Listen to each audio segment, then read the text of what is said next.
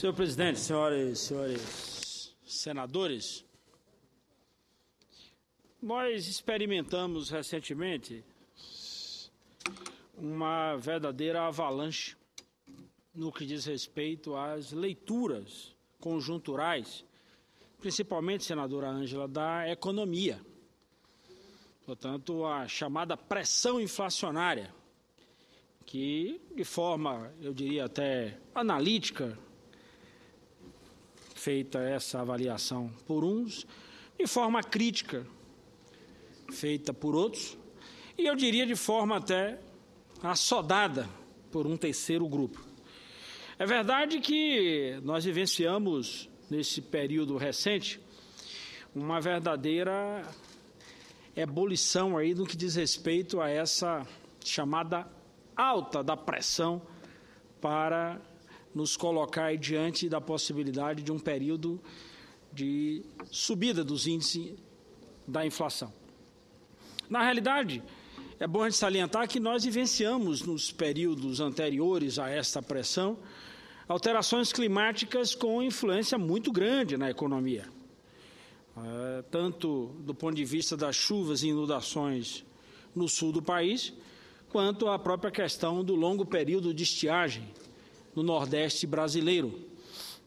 Há, inclusive, quem diga, senador Mozarildo, que no Nordeste esse período de longa estiagem é o mais duro dos últimos 50, ou até os que se arriscam em um pouquinho a mais, chegam a falar nos últimos 80 anos. Óbvio que as alterações promovidas na natureza, a própria, eu diria, a ação do homem, isso vai acirrando cada vez mais. O São Francisco de 80 anos atrás não é o São Francisco de hoje. A Mata Atlântica de 80 anos atrás não é a Mata Atlântica de hoje. Consequentemente, nós vamos tendo a forma de convivência, principalmente nesse semiárido nordestino, literalmente modificada. Óbvio que, além desses fatores, desse fato que eu quero me relacionar aqui do ponto de vista climático pontual, de certa maneira ainda não debelado, nós ainda vivenciamos alguns episódios na Bahia que às vezes até a gente convive com o inverso. Essa semana aqui eu tive a oportunidade de relatar isso. Uma das regiões que enfrentou um período duro nessa longa estiagem, semana passada estava enfrentando um período interessante, que era perdendo a safra por conta do excesso de chuva. Uma região, inclusive, produtora de feijão, de milho, ali na divisa entre Bahia e Sergipe. Mas essa tendência que a gente vive hoje de queda e estabilização dos preços, principalmente do comércio e do serviço, que durante os anos recentes foram alvos de procura acelerada, por causa do aumento da renda média dos salários e, principalmente, da inclusão de 40 milhões de brasileiros que passaram a se movimentar nesse mercado do varejo e de serviços. A prova de que essa pressão inflacionária foi bem temporária e não estrutural, nós podemos ver aí como no ano passado, nesse mesmo período, a pressão dos preços dos alimentos sobre a inflação e que agora vem de forma continuada perdendo força, inclusive com um registro de deflação, o que é importante para a gente. Mas é necessário também apontar o caminho do outro lado, porque senão ficar só esperando a deflação e achando que isso por si só provocará a retomada do crescimento, nós precisamos estimular, chegar, promover, executar. Então é importante também associar a essas questões todas a firme decisão do Banco Central no combate à inflação. O nosso Alexandre Tombini, do Banco Central, tem assumido a dianteira desde o início do governo. Me lembro que ele usava sempre a expressão da chamada macroprudencial, a ação para conter, inclusive, essa inflação. E também a firmeza da nossa presidenta, o que diz respeito a não transigir com essa questão da inflação, portanto, reforçando isso que eu acabei de falar, adotando medidas, tomando decisões importantes para que a gente possa ir ao encontro do caminho do crescimento. Então, acho que é fundamental tratar com essas questões.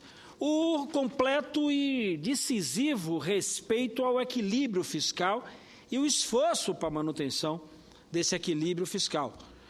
Portanto, investir, que é fundamental, cobrir os serviços, mas a gente também tem que entender que é fundamental ajustar aí as nossas contas com o que entra e o que efetivamente temos que gastar para permitir, assim, um processo de equilíbrio e, consequentemente, crescer com sustentabilidade, crescer com base, crescer com lastro, o que é muito importante.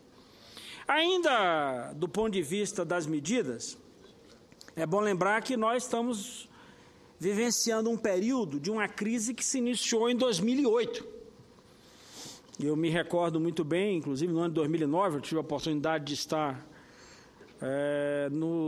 na Secretaria de Planejamento do Estado da Bahia e, portanto, tive a oportunidade de vivenciar de perto os efeitos dessa crise, mas o fundamental é que, nesse período, inclusive, o nosso ex-presidente Lula reverteu essas perspectivas catastróficas que foram anunciadas em 2008, principalmente com uma política até correta de isenção, buscando estimular a economia, buscando incentivar o desenvolvimento local, mas também buscando atender a uma demanda principalmente da gestão e particularmente a gestão municipal.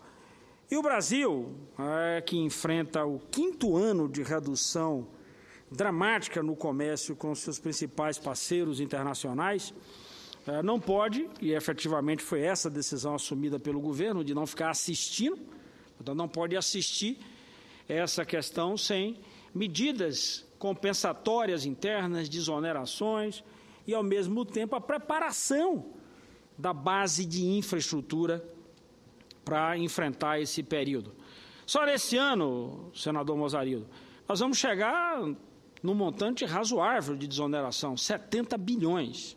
Mas nós precisamos assistir isso do outro lado com coisa concreta, porque senão ficamos aqui, só desoneramos 70 bilhões, e aí?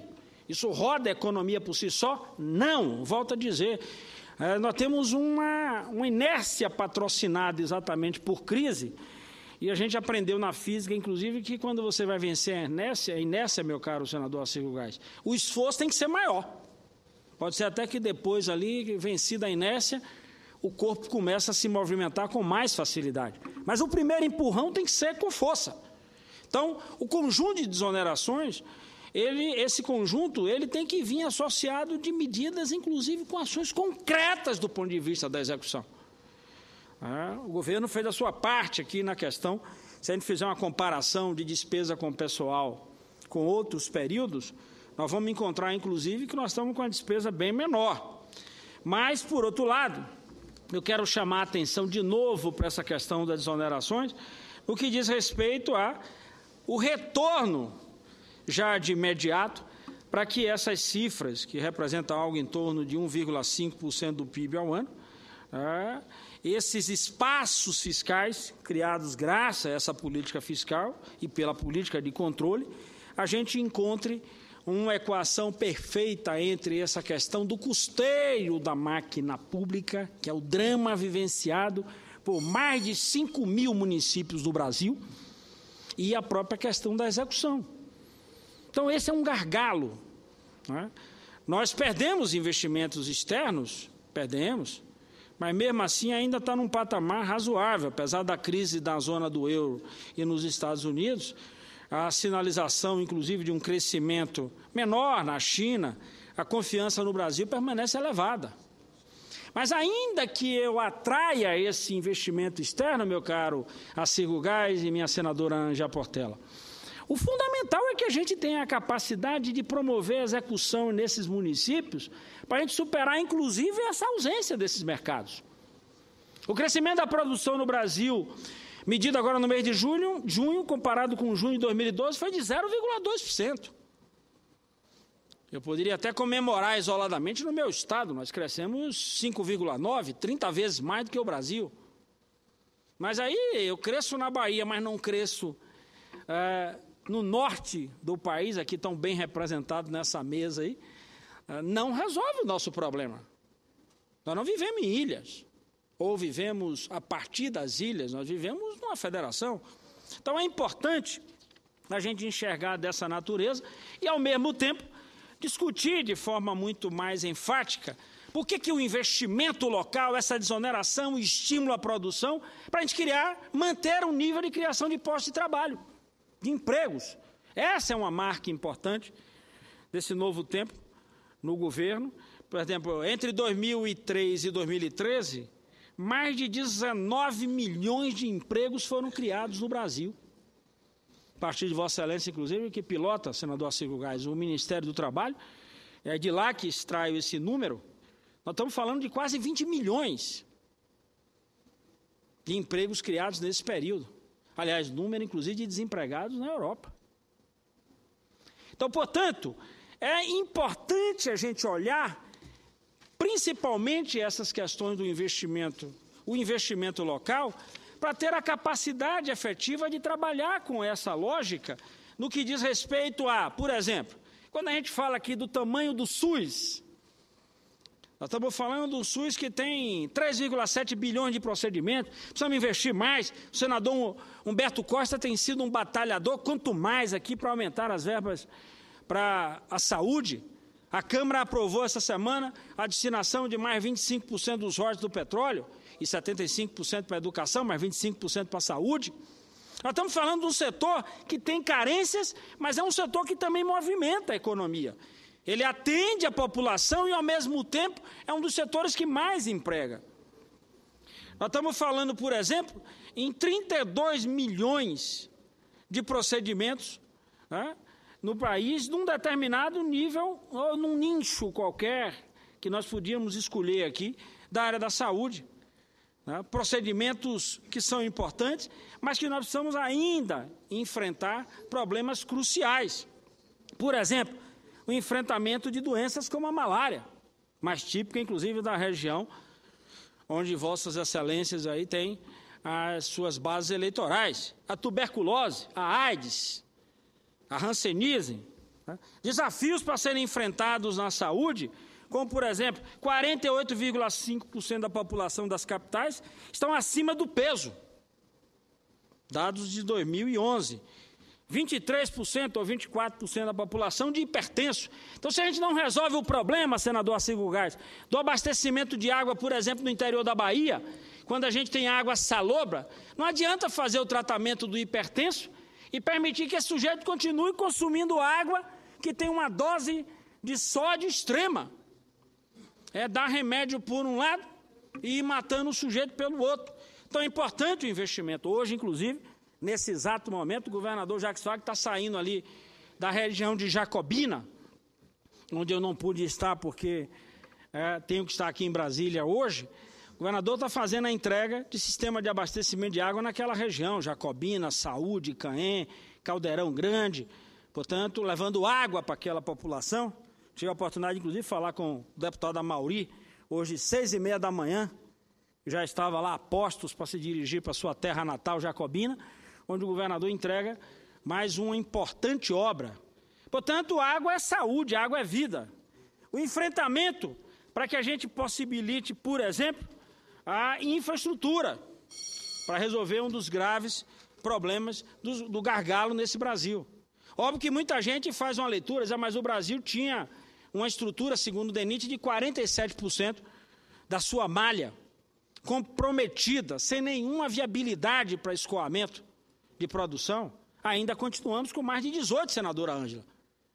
Precisamos fazer mais. Volto a frisar de novo, o norte do país é penalizado duramente por conta da chegada e da saída da produção.